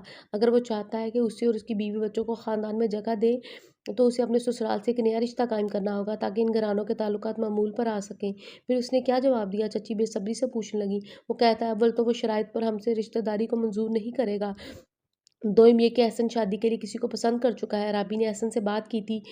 ला हौल वला कुव्वत, चच्ची बुरी तरह बना गई। तो फिर ये भी सुन लीजिए, अगर वो शराइत पर रिश्तेदारी पसंद नहीं करता तो फिर मैं भी इस लड़की को मरते दम तक तस्लीम नहीं करूँगी। अगर उसे रिश्तेदारी की चाह या ख्वाहिश होती तो खुद भाई को मना लेती, लेकिन वो हमें अपना नहीं समझती, न समझना चाहती है। ऐसी नकचड़ी और खुदगर्ज़ लड़की मेरी बहू बनने के लायक नहीं है। वो चिरागपा हो रही थी। रिश्ते से इनकार उन्हें ज़हर भरी सिरिंज की तरह अपनी रगों में उतरता महसूस हो रहा था। एहसास तौहीन और ज़िल्लत से उनका बुरा हाल था। दूसरी बात, उनकी औलाद ठुकराई गई थी। वो गम और गुस्से से पागल हो रही थी। अब तो किसी सूरत हाल में बहाली ताल्लुकात मुमकिन नहीं। चचा अफ़ज़ल किसी गहरी और गंभीर सोच में गर्क हो चुके थे। मैं दोपहर को आई थी आपकी तरफ, असद भाई से पता चला आप जॉब पर गई हैं। बच्चों से अलबत्ता मुलाकात हो गई। अच्छा किया जो आपने जॉब शुरू कर दी। ये एक मुस्बत और दानिशमंदाना फ़ैसला है। मायरा ने उन्हें सराहा। और कोई चारा भी नहीं रहा था मायरा। राबी को ये मुखलिस और हसास तबा लड़की बहुत पसंद आई थी। कुछ दिन पहले तुम्हारे चचा और मेरे ससुर की तरफ से सुलह का पैगाम आया था। माँ, एक शर्त के। हम शर्त हार गए, सो सुलह का पैगाम भी दुश्मनी में तब्दील हो गया। वो मलाल से बोली। अब वो इससे हर तरह की बात कर लेती थी। पैगंबर कौन था और शर्त क्या थी? मायरा ने दिलचस्पी से दरियाफ्त किया। अरसल आया था, वो आहिस्तगी से बोली। शर्त ये थी कि अजिया के लिए एहसन का रिश्ता करने की कामयाब कोशिश की जाए। एक लम्हा को मारा का चेहरा फीका पड़ गया। असद तो ये पैगाम सुनते ही गुस्से में आ गए। मैंने अलबत्ता अम्मी से बात करके बात बनाने की कोशिश की, मगर एक तो अम्मी को मंजूर नहीं था, दूसरा एहसन से बात हुई तो उसने भी माजरत कर ली। वो इस ज़मन में पहले ही कुछ सोच चुका है। मायरा को अपना चेहरा सुर्खी जज्बात से गर्म होता महसूस हुआ। रुकती नब्ज़ें बहाल हो गई थी। हालांकि मैंने भी कुछ सोचा हुआ था उसके लिए, मगर वो एक खुसूसी निगाह उस पर डालकर कुछ कहते कहते रुक गई। मेरी पोजीशन अपने मेके में वो नहीं है जो एक माँ बाप के की दिल की सच्ची खुशी के साथ ब्याही की बेटी की होती है। कोई कुछ मशवरा तजवीज़ भी देती हूँ तो डरते डरते लिहाज और मुरब्बत के मारे हक ना जता सकती हूँ, ना बेहाता लड़की की तरह दनदनाते हुए यहाँ वहाँ अपनी मर्जी कर सकती हूँ। मैं खुद को वहाँ अजनबी और मेहमान सा तसव्वुर करती हूँ। वो फुर्सुर्दगी से गोया हुई। बाहर बेल हो रही थी। मैं देखती हूँ आप अपनी हांडी में बिजी रहें। वो उठी। एहसन होगा, कह रहा था शाम को चक्कर लगाऊंगा। अल्लाह सलामत रखे मेरे भाई को। हीरे जैसा सच्चा और शफाफ दिल लेकर पैदा हुआ है। मायरा के दरवाजे की तरफ बढ़ते कदमों में सरचारी सी आ गई। अस्सलाम वालेकुम। दरवाज़ा खुलते ही एहसन की नज़र सुर्ख लिबास में खुली खिली मायरा पर पड़ी तो अंदर तक ताजगी दौड़ गई। उसका मूड खुद ब खुद शगुफ्ता और बशाश हो गया था। क्या हाल चाल है जनाब? वो पुरशौक अंदाज में पूछता पूछता गया। ठीक हूँ। उसका अंदाज हया आलूदा था। वो रास्ते से हट गई। एहसन अंदर आया। आपा, मुझे असद भाई से बहुत ज़रूरी काम है। हाँ हाँ बैठो ना, वो बस आते ही होंगे। वो किचन से निकली। चाय बनाऊं? उन्होंने बड़ी चाह से अपने खूबरू भाई को देखा था। नहीं आपा, अभी मैं अम्मी के साथ पी कर आ रहा हूँ। आपा, ये कुछ सौदा है। वो हिचकिचाकर भारी थैला किचन में रखने लगा। एहसन सदमे और दुख की कैफियत की से उनकी आवाज़ रिंध गई। ये ना किया करो एहसन, मैं खुद अपनी नज़रों में जलील हो जाती हूँ। कैसी बातें करती हैं आपा? ये सब बल्कि इससे बहुत ज़्यादा आपका हक है। ब्याह देने वाली बेटियों के हक थोड़ी ख़त्म हो जाते हैं। कितनी जगह आपने देखा होगा कि जब भी मेके वाले आते हैं लदे फंदे और तहाइफ के अंबार के साथ आते हैं। वो उनके एहसासात को हल्का फुल्का करना चाहता था। मेके की सौगातें उस वक्त सौगातें लगती हैं जब घर में हर तरफ आसूदगी हो। दूसरी सूरत में ये भीख, तरस और रहम ही की शुमार की जाती हैं। राबी को असद का कहा गया याद आया। ये बच्चों के लिए और आपके कपड़े हैं, ये खिलौने हैं, उनके जूते भी हैं और ये सिरलै के पैकेट्स हैं। असन दूसरा बड़ा शॉपिंग बैग गाड़ी से निकाल आया। नहीं नहीं, ये मैं हरगिज़ नहीं रख सकती, प्लीज़ एहसन। वो एकदम परेशान हो गई थी। चले अभी तो रखे ना, आइंदा नहीं लाऊंगा। एहसन मसलियत के तहत बोला। राबी ने मेज़ पर पड़ा थैला खोला। उन्हें माँ के इस दर्जा ख्याल रखने पर रोना आने लगा। मैं कल भी आया था असद भाई, आपसे मुलाकात नहीं हो सकी। आज मैं इजहार साहब को भी अपने हमरा लेकर आया हूँ। एहसन के बुलाने पर असद ने उनकी तरफ देखा। अरे आप तो गालिबन एक डेली न्यूज़पेपर के एडिटर हैं। अगर मैं गलती नहीं कर रहा तो आपका नाम इजहार सदीकी है। असद के अंदाज से दिलचस्पी जाहिर थी। जी हाँ, और मैं आपके लिए एक प्रपोज़ल लेके आया हूँ। अधेड़ उम्र खुश और शक्लो-जिसामत से एक मोतबर नज़र आने वाले इज़हार सदीकी साहब तहम्मुल से गोया हुए। जी फरमाइए। वो कदरे हैरान नज़र आए। एहसन साहब ने मुझे आपकी बीमारी का बताया है। आप एक मंजे हुए पुराने कलमकार हैं। सहाफ़त के मैदान में आपका एक नाम है, एक मकाम है और बहुत कम अरसे में आपने एडिटरशिप की महारत और परफेक्शन हासिल कर ली है, जो बहुत कम लोगों में होती है। हमारे चीफ साहब को ऐसे ही बासलाहियत, ईमानदार और अपने काम से लगन रखने वाले सहाफ़ी दरकार है। मैं उनकी तरफ से आपके लिए जॉब की ऑफ़र लेकर आया हूँ, लेकिन मैं तो जॉब नहीं कर सकते। मेरा मतलब है अपनी बीमारी की वजह से फ़िलहाल मैं दिमागी मेहनत नहीं कर सकता। उन्होंने अपनी लाचारी का इज़हार किया। यही प्रपोज़ल तो लेकर आया हूँ। इदारा आपको लोन के तौर पर रकम देगा। आप अपना ऑपरेशन करवाइए और फिर हमारा अखबार ज्वाइन कर लें। 1 साल तक आपकी पे का 40% कर्ज़े में कट जाएगा। आहिस्ता-आहिस्ता कटौती की रकम में कमी आ जाएगी और जब रकम पूरी हो जाए तो पूरी तनख्वाह मिला करेगी। क्या कहते हैं, मंज़ूर है? असद का चेहरा खुशी से गुलनार हो गया। फिर यकदम कुछ सोचकर उन्होंने अपने रद्द-ए-अमल पर काबू पा लिया और गहरी नज़रों से इज़हार सदीकी साहब का चेहरा टटोलने लगे। इज़हार साहब, आप मेरे घर तक कैसे पहुँचे? आपको यहाँ का पता कैसे मालूम हुआ? मेरी बहन शाइस्ता एहसन साहब के ऑफ़िस में काम करती है। एहसन ने एक बार यूं ही बातों-बातों में अपने सहाफ़ी बहनोई का ज़िक्र किया था। शाइस्ता ने घर आकर ज़िक्र किया तो मुझे आपसे राब्ता का सिरा मिल गया। और हसन ने मुतमईन सी सांस ली। एहसन के चेहरे पर सच्ची खुशी हिलौले लेने लगी। मायरा, अरे भई, तुम कहाँ रह गई थी? अम्मा परेशान हो रही थी। उसे अंदर दाखिल होता देखकर चच्ची झिझलाकर मुखातिब हुई, मगर फिर उसकी बोलती बंद हो गई। अरे ये किनको लेके आई हो तुम? उनके दिल में कोई खदशा जागा। ये तो वो बहरहाल जानती थी कि वो आजकल असद के घर के चक्कर लगा रही है। 2-3 मरतबा अरसल भी गया था। पराई बेटी को तो नहीं रोक सकती थी, मगर अरसल को खूब ही डांट पिलाई थी। ये आपके जुड़वा पोते हैं। वो मुस्कुराहट दबाकर बोली। अखबार पढ़ते हुए चचा अफजल ने चौंक कर अखबार चेहरे से हटाया। एक जैसे हल्के नीले ऊनी लिबासों में रुई के गालों जैसे नर्म और गुलाबी, भरपूर, तंदुरुस्त और खूबसूरत बच्चे दिल मोह लेने वाली शाइस्तगी के साथ मायरा के दोनों हाथ की उंगलियां पकड़े खड़े थे। चच्ची सारे इलाके कमरे से निकल गई। जाओ बेटे, ये तुम्हारे दादा अबू हैं। वो बच्चों को ले जाकर चचा अफजल के पास आई। उन्होंने बेख्तियार उन्हें गोद में भर लिया, परेशानियां चूम ली और ठंडक सी उतरती चली गई। ऐसे लगा जैसे उन्होंने मासूम सूरत वाले छोटे से प्यारे से असद को कलेजे में समो लिया है। फिरहाना शफ़क़त भर पिघल पिघल कर उनके सीने से बच्चों के दिलों में मुंतकिल होने लगी। उनकी आंखों में आंसू भर आए थे। क्या नाम है आप दोनों का? उनका लहजा मद्दम था। नज़रें बच्चों के चेहरों पर जम सी गई थी। बच्चों को बार बार यूं देख रहे थे जैसे दिल ना भर रहा हो। माहिरा उनकी कैफियत नोट कर रही थी। उसने बच्चों को दादी से भी मिलवाया। उन्होंने भी जी भर कर प्यार किया और तरसी हुई निगाहों से उन्हें देखती रही। 1 घंटे बाद जब वो उन्हें वापस छोड़ने जा रही थी तो उनके हमरा चचा अफजल भी थे। दादी अम्मा ने बच्चों को 5-5 रुपये दिए थे। साथ फल, चिप्स, चॉकलेट, बिस्किट वगैरह भी हमरा थे। असद भाई घर पर अकेले थे। भाभी जॉब पर थी। अब्बू जी आप बाप को दरवाजे पर खड़ा देकर वो भौंचक्का रह गए। यूं ही हैरत टूटी उन्हें सलाम किया। हरा भरा पुरबहार दरख्त खिज़ां की बेरहम पंजे में किस बुरी तरह मुरझा गया था। उनका दिल कटने लगा। वो उनका खून था, उनका बेटा। वो कैसे इस हकीकत से इनकार कर सकते थे? बेटे घर चलो, मैं तुम्हारा इलाज करवाऊंगा। बच्चों को भी ले लो। वो हार गए थे। लहजा दिलगीर और भराया हुआ था। मगर मेरी बीवी राबी, उनका लहजा मजबूत और अटल था। उसे कुछ अरसे के लिए मेके भेज दो। जब हालात ठीक होंगे तो। वो नज़र चुलाकर बोले। लहजा कमज़ोर था। नहीं अब्बू जी। असद के लहजे की मजबूती में इंच बराबर कमी नहीं आई। फिर हम भी तभी आएंगे जब हालात हम सबके लिए ठीक होंगे। वो हम सबसे अलग नहीं है अब्बू। मेरे लिए उसकी कुर्बानियाँ, मोहब्बतें और हौसलों की एक तवील फहरिस्त है। आपका बहुत शुक्रिया अब्बू जी। राबी होती तो आपको देखकर बहुत खुश होती। वो बहुत अच्छी है, इतनी अच्छी कि आप उसको पसंद किए बगैर रह ही नहीं सकते। चचा आपसे थोड़ी देर तक बैठकर शिकस्ता कदमों से वापस चले गए। असद के ऑपरेशन की तमाम तर भागदौड़ एहसन ने की थी। राबी सर से पाँव तक भाई की शुक्रगुजार थी। एहसन के साथ हॉस्पिटल जाती तो पीछे माहिरा दोनों कुछ बच्चों को संभालती। चची की नाराज़गी और गुस्से के बावजूद अक्सर बच्चों को अपने हमरा घर ले जाती। उसने चचा को अफजल भाई के पैसों के बंदोबस्त और ऑपरेशन के बारे में बता दिया था। चोर लहजे में वो अक्सर ही उससे असद की तबीयत पूछते। ऑपरेशन वाले दिन वो भी हॉस्पिटल में थे। दादी घर पर ही बेचैन फिर रही थी। वो बार बार मसला बिछा कर बैठ जाती। माहिरा दोनों बच्चों के साथ हॉस्पिटल में थी। एहसन वक्फे वक्फे से राबी आपा को तसल्लियाँ दे रहा था। जो जब्त की तस्वीर बनी आंसुओं को अंदर ही अंदर पी रही थी। ऑपरेशन कामयाब हो गया, ये इतला गोया सूखे धानों पानी डाल गई थी। 1 माह तक घर पे आराम करने के बाद असन ने इजहार सिद्दीकी का अखबार ज्वाइन कर लिया। माहिरा 1 हफ्ते की छुट्टी लेकर लाहौर आई तो अम्मी ने अजीबो गरीब बात सुनाई। तुम्हारी यास्मीन चची ने तुम्हारे लिए अरसल का रिश्ता मांगा है। उन्होंने फ़ोन पर बात की थी। मेरा और अरसल का रिश्ता? वो हक्का बक्का खड़ी माँ का मुंह देखती रही। वो तो मुझसे सिर्फ एक आध साल बड़ा है और उसका ज़िंदगी गुजारने का स्टाइल निहायत लापरवाह और मनचला किस्म का है।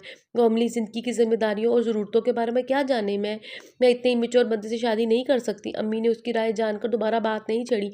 मगर जब वो इस्लामाबाद वापस आई तो चच्ची का रवैया बहुत उखड़ा उखड़ा और अजनबी सा था। गालबन अरसल के रिश्ते से इनकार उन तक पहुँच चुका था। ये बेगाना और बुना रवैया उसका रद्द-ए-अमल था। मायरा को ज़्यादा अरसा तक यहाँ अपना क्या मशकूक नज़र आने लगा।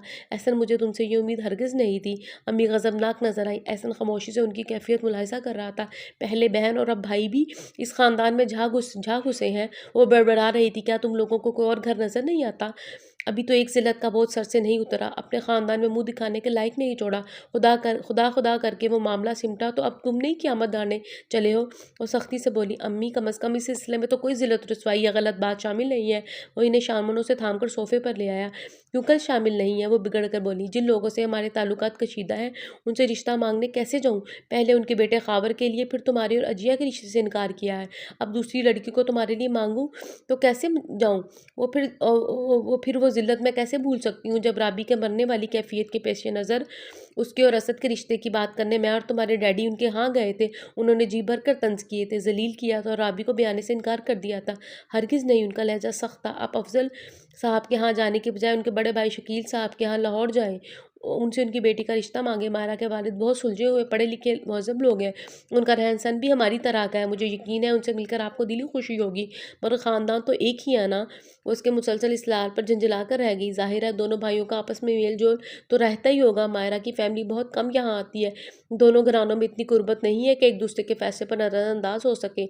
दोनों अपने अपने मामलात में आज़ाद हैं। प्लीज़ अम्मी, राबी आपी को भी ये रिश्ता दिलो जान से पसंद है। मैं आपसे दरख्वास्त करता हूँ। एहसन मल्तजी हुआ। माँ का दिल ही तो था। औलाद के चंद मीठे बोलों से पिघल रह गया। अम्मी लाहौर खासे बुरे दिल से और महज बेटी की खुशी की खातिर रवाना हुई थी। लेकिन मायरा के घर वालों से मिलकर उनके रख रखाव और तहजीब और शाइस्तगी के पुरजोश रवैये उनकी सारी नापसंदीदगी उड़न छू कर दी। उन्होंने बड़ी चाह से मायरा के रिश्ते की बात की थी। उन्हें इसके वालिदैन का इखलाक बहुत बाया था। उन्होंने इनकार तो नहीं किया मगर सोचने के लिए मोहलत ज़रूर तलब की थी। मायरा को सिर्फ चच्ची के ही नहीं सब घर वालों वालों के तेवर बदले बदले महसूस हो रहे थे। ख़ास तौर पर अजिया तो उसे यूं घूर रही थी गोया कच्चा चबा जाएगी रिश्ते से इनकार पर। अरसल वैसे ही उसे उससे कतराने लगा था। बाकी बहन भाइयों का रवैया भी बेजारकुन और अजनबी होता जा रहा था। और उस दिन तो उसने चचा अफजल की आंखों में भी अपने लिए गुस्सा और सर्द महरी महसूस कर ली। एहसन ने अपनी वालदा को हमसे बात करने की बजाय लाहौर क्यों भेजा? वो खुश्क लहजे में उससे मुखातिब थे। तो गोया इसीलिए भाग भाग के असद के यहाँ जाती थी। चच्ची फनकारी माहिरा का चेहरा एहसास ज़िल्लत से सुर्ख पड़ गया। आप ये इल्ज़ाम नहीं दे सकती चच्ची, वो बरहमी से बोली। मैं असद भाई के यहाँ सिर्फ भाई के लिए जाती थी। आप अच्छी तरह जानती हैं। कहना है तो ये कहें कि ऑफिस में एहसन से पींगे बढ़ाई हैं। वो तंजिया बोली। देखा, चच्ची का पारा सवे नेज़े पर पहुँच गया। कैसी मासूम सी थी जब यहाँ आई थी और 4 दिन में पर लग गए हैं साहबजादी को। बस आप शकील से भाई से कह दें वो किसी सूरत इस रिश्ते के लिए हाँ ना करे, वरना इनसे हमेशा हमेशा के लिए हमारा ताल्लुक टूट जाएगा। हमारी जान के दुश्मनों से मेल कर रहे हैं। गज़ब खुदा का, मेरे बच्चे ठुकराए जा रहे हैं, दूसरों के बच्चे इस ख़ानदान में घुस रहे हैं। असद तकलीफ़ तो इसी बात की थी। उन्हें मायरा सख्त तिलमिलाए हुए अंदाज में बाहर निकल गई। शकील, इस रिश्ते के लिए क्यों इनकार करें? क्या हमेशा हर बार तुम्हारी ही बात सुनी और मानी जाएगी दुल्हन? दादी अम्मा अचानक कमरे में दाखिल हुई। लहजा आहिस्तगी लिए हुए था। उनके हाथ में कुछ कागजात थे। अच्छा रिश्ता है, शकील ने फ़ोन करके मुझसे मशवरा किया था। मैंने उसे हाँ करने को कहा है। दादी अम्मा का लहजा दो टोक था। हाँ, हाँ, आपको हमेशा से मेरे बच्चों की दुश्मनी रही है। उनकी कोई खूबी आपके दिल को नहीं भाई। जिन्होंने मेरे बच्चों को ठुकराया, आप उन्हीं की झोलियाँ भर रही हैं। चाची ऊँची आवाज़ में रोने लगी। चचा अफसर भी उनसे खफा हो रहे थे, मगर दादी अम्मा ने परवाह नहीं की। वो भी तुम्हारा बेटा था जिसके साथ तुमने दुश्मनी की और अब तक कर रही हो। उनकी आंखों में लाली उतरने लगी। ज़हरा को मैं अपनी खुशी से ब्याह कर लाई थी। वो माँ बनने वाली थी तो मैंने हथेली का छाला बना कर रखा। असद को जन्म देते ही वो मर गई, लेकिन अफजल अली असद का बाप तो जिंदा था। तुमने जीते जी उसके सर से बाप का साया भी छीन लिया। वो बदतरीन बीमारी में मुब्तला होकर तड़पता रहा और तुम बीवी के गहने में आके उसे ढोंग समझते रहे, बेहिस बने बैठे रहे। तुमने बाप होकर खबर नहीं ली और इस बच्ची ने महज चचाजाद होने के नाते उसके दुख सुख में साथ दिया, उसकी खबरगिरी की। अफजल अली, तुम इंसानियत कहाँ रख कर भूल आए हो? उनके अंदाज में मलामत थी। मैं समझा यूं ही मामूली सा सर दर्द है, बाकी सब जज्बाती ब्लैकमेलिंग है। जब पता चला तो बात बहुत आगे बढ़ चुकी थी। वो नज़र चुरा गए। लहजा नादम और आहिस्ता था। और उसे बीवी बच्चों को घर ला और उसके बीवी बच्चों को घर लाकर तुम इस बेहसी का इजाला कर सकते थे।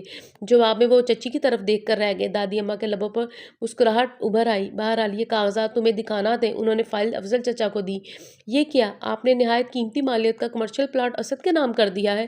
अफजल चचा के पीछे चच्ची की पुरजोर हाय गूंजी थी। वो कलेजा पकड़ कर सोफे पर गिर गई थी। हाँ दादी माँ बहुत पुरसुकून थी, जैसे कोई बोझ सर से उतर गया हो। तुम्हारे बाप ने वो प्लॉट मुझे दिया था और तुम जानते हो जो चीज़ अपनी ज़िंदगी में तोहफ़तन अनायत की जाए वो विरासत में शामिल नहीं होती। वो मेरी चीज़ थी और मैंने उसे तोहफे के तौर पर असद के नाम कर दिया, ताकि अगर तुम उसे अपनी जायदाद से हिस्सा देने से इनकारी हो जाओ तो भी उसके पास वर्षे के तौर पर कुछ ना कुछ ज़रूर हो।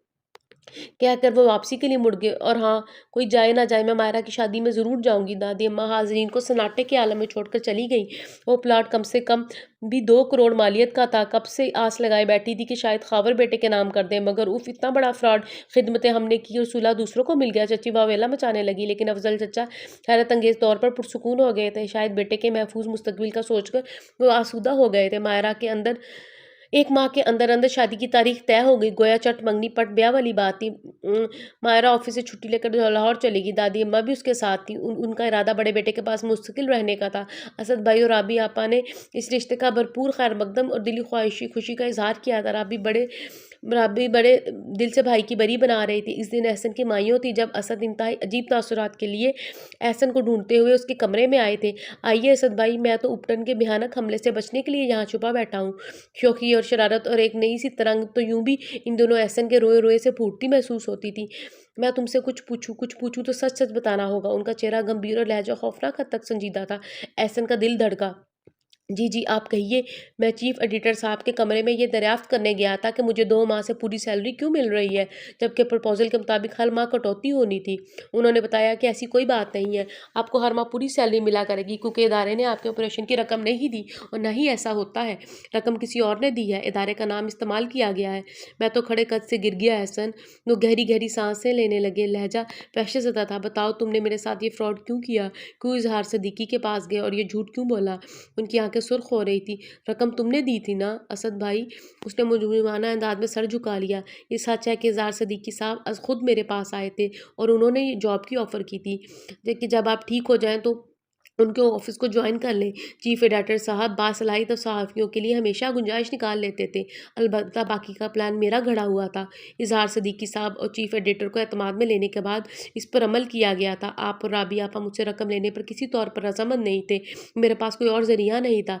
मैं आपके वालिद साहब के पास भी गया था कि वही आपको अपना लें। बहरहाल बाप से मदद लेना किसी तौर पर शर्मिंदगी का बायस नहीं होता, मगर वो भी राज़ी नहीं हुए। मैंने इज़हार सिद्दीकी साहब का सहारा लिया। असद ने कैफियत पर काबू पाते एहसन की तरफ गौर से देखा। वो बुरी तरह हरासा दिखाई दे रहा था। असद भाई प्लीज़ प्लीज़ आप उस रकम को कर्ज समझ लीजिए, भले मुझे लौटा दीजिएगा बाद में, लेकिन आप मुझसे नाराज़ ना हो। वो इल्तिजाई अंदाज में कह रहा था। क्या तुम्हारी आपा भी इस प्लान में शामिल थी? वो इसे तोल रहे थे। नहीं, सिर्फ मायरा को पता था शुरू से ही। वो भी बहुत घुन्नी निकली। असद बड़बड़ाए। असद भाई बस प्लीज़ आप इस बात को अपनी अना का मसला बनाकर कुटते ना रहिए। यकीन कीजिए मैं पहले आपका भाई हूँ फिर साला, और आप यूँ समझ लें गोया आपने भाई का पैसा इस्तेमाल किया है। वो शिद्दतों से उन्हें मनाने के जतन कर रहा था। असद ने आगे बढ़कर उसे गले लगा लिया। उनकी आंखों से अश्क बहने लगे। कितने अजीब मगर कितने बुलंद हो तुम। इतना बड़ा और इतना एहसास दिल कहाँ से पाया है तुमने? बोलो। बारात लाहौर पहुंच चुकी थी। शकील साहब ने अफजल चचा की फैमिली को कार्ड भेजा था, मगर सूरत हाल के पेश नज़र उनकी आमद की किसी को उम्मीद नहीं थी। हैरत अंगेज़ तौर पर शादी से ठीक 2 दिन पहले चचा बमा अहलो अयाल शादी में शिरकत के लिए आ गए। चची का रवैया माहिरा के साथ बहुत शफीक और नरम था। अफजल चचा भी गर्मजोशी से मिले। ज़्यादा हैरत तो उन्हें चची जान के इस बयान पर हुई, तुम रुखसत होकर एहसन के घर चली जाओ तो मैं भी अपनी बहू और पोतों को घर ले आऊँगी। घर में छोटी सी तकरीब होगी, सिर्फ मैं शकील भाई और एहसन की फैमिली को बुलाऊँगी। अम्मा जी को तो मैं अपने साथ ही लेकर जाऊँगी, और हाँ, मैं बारात के साथ ही वापस जाऊँगी। भई इस्लामाबाद जाके एहसन का वलीमा भी अटेंड करना है। एहसन बज़ाते खुद कार्ड देने आया था, मैं इनकार कैसे कर सकती हूँ? क्या ये चची ही है? मायरा का हैरत से बुरा हाल था। निदा और वर्दा से मज़ीद मालूमात हासिल हुई कि खावर भाई कराची में खुद शादी कर चुके हैं। अम्मी से पूछना तो दरकिनार शादी में शामिल करने के लिए भी ज़हमत नहीं दी गई। अजी आपी को एक उदेड़ उम्र प्रोफेसर साहब पसंद आ गए हैं। एक 11 साला बेटी और 8 साला बच्चे के बाप हैं। बीवी मर चुकी है। अम्मी ने सुनते ही झाड़ दिया था, मगर अजी आपी ज़िद पर आ गई कि उधर ही शादी करेंगी, क्योंकि प्रोफेसर साहब ने उनकी मर्ज़ी से रिश्ता भेजा है। अजी आपी अम्मी के इनकार पर बुरी तरह उनसे लड़ी कि वो इस तरह औलाद को घर बिठाकर बूढ़ा करना चाहती हैं। इसीलिए तो तंग आकर खावर भाई ने खुद शादी कर ली है। अगर वो प्रोफेसर साहब के लिए नहीं मानी तो कोर्ट मैरिज कर लेंगी। अम्मी उनकी धमकी सुनते ही जाग की तरह बैठ गई और रिश्ता कबूल कर लिया। बदलता है रंग आसमां कैसे कैसे। वो सोच रही थी कि खावर भाई और रजिया आपी के हाथों मात खाकर असद भाई और उनकी बीवी बच्चों को सब बसाने का ख्याल आया है, या प्लॉट की मालियत ने अम्मा से मोहब्बत जगा दी है। अब दिलों के हाल तो अल्लाह ही जानता है। एहसन खंगारते हुए कमरे में दाखिल हुआ। आदाब, उसने शरीर लहजे में और उसी ज़ेवरात और लिबास से 2 आदशाह बनी मायरा को सिमटने पे मजबूर कर दिया। उसका दिल तेज़ी से धड़कने लगा, जैसे पसलियाँ दौड़कर बाहर आ जाएगा। बुरा हो इस मॉडर्न ब्राइडल मेकअप का। दूल्हा साहिब घूंघट उठाने की ख्वाबनाक और रुमान परवर कार्रवाई के लिए तरस गए हैं। जूं ही सुहाग के कमरे में कदम रखो, दुल्हन का रुख रोशन साइन बोर्ड की तरह जगमगाता हुआ ऐन सामने रखा होता है। गोया वो लतीफ़ छेड़खानी का आगाज़ करता बेड पर ऐन उसके मुकाबिल नीम दराज हो गया। मायरा की तो मानो जान ही निकल गई। वो सर से पाँव तक काँप उठी। गलतियाँ करने की तो आप शुरू से अज़हद शौकीन हैं, लेकिन यह गलती बहुत सही की है। वो भरपूर नज़रों से उसका शौला जवाला रूप को आंखों में जज़ब कर रहा था। कौन सी गलती? वो बुरी तरह बदहवास हुई। शादी के लिए हाँ करने वाली गलती। उसकी करबत का नशा उसके भरपूर वजूद की अंग अंग से झलकता। उसकी इस्तेहकाना नज़रें बार बार हर चीज़ मायरा के औसान खता किए दे रही थी। प्लीज़, वो उसकी बेबाक जसारतों और गुस्ताखियों पर घबराकर दोनों हाथों से उसे पीछे धकेलने लगी। एहसन साहब प्लीज़, एहसन साहब आप कुछ नहीं कर सकते, उसने बेचारगी से कहा, क्योंकि अब बीबी बीवी में तब्दील हो चुकी, लिहाजा एहसन साहब अब हर गुस्ताखी और ज़्यादती के लिए बिल्कुल आज़ाद हो चुके हैं। तो फिर शुरू की जाए मोहब्बत की इस कहानी की ड्रामाई तश्कील।